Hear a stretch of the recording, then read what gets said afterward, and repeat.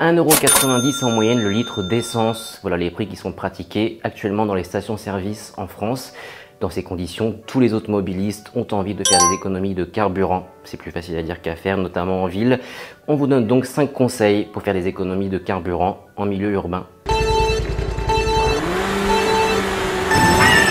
La première chose à faire aujourd'hui dans votre voiture, c'est d'activer le Start and Stop. Cet équipement est présent sur la plupart des voitures modernes.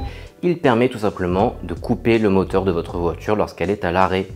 Selon les constructeurs automobiles, cet équipement permettrait de réduire jusqu'à 10% la consommation de carburant. Le pétrolier Total Energy est plus perplexe, mais il estime que dans une circulation normale, l'économie est tout de même de 3%. Si vous voulez réduire encore votre consommation de carburant en ville, il faut aussi adopter une conduite douce, c'est-à-dire éviter les grosses accélérations, ne pas pousser les rapports, ne pas s'énerver au volant. Je lui explique un truc, moi je suis un nerveux, donc là à tout moment ça part en fait. Donc avec un moteur diesel, ne pas dépasser les 2000 tours minute et ne pas dépasser les 2500 tours minute avec un moteur essence. Parce que trop monter dans les tours, cela représente une surconsommation pouvant aller jusqu'à 30 voire 35%. Alors quitte à ne pas vous énerver au volant, prenez le temps de bien anticiper les situations. En arrivant à un feu rouge, un rond-point ou même devant un ralentissement du trafic, prenez le temps de ralentir progressivement en utilisant le frein moteur.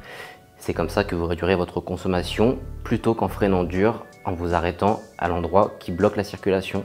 Autre conseil plutôt difficile à mettre en œuvre dans le sud, il faut éviter la climatisation ou au moins dans les bouchons puisqu'en ville, selon l'Agence de l'environnement, elle entraîne une surconsommation pouvant aller jusqu'à 20% de carburant supplémentaire. Sur route, la surconsommation est de l'ordre de 6% seulement. Enfin, entretenir son véhicule fait partie de nos bons conseils pour moins consommer de carburant en ville.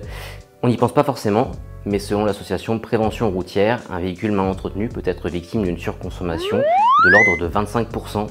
Un filtre à air encrassé, par exemple, c'est 3% de surconsommation en plus. Des pneus aussi mal gonflés peuvent entraîner une surconsommation allant de 2 à 10% selon l'UFC Que Choisir.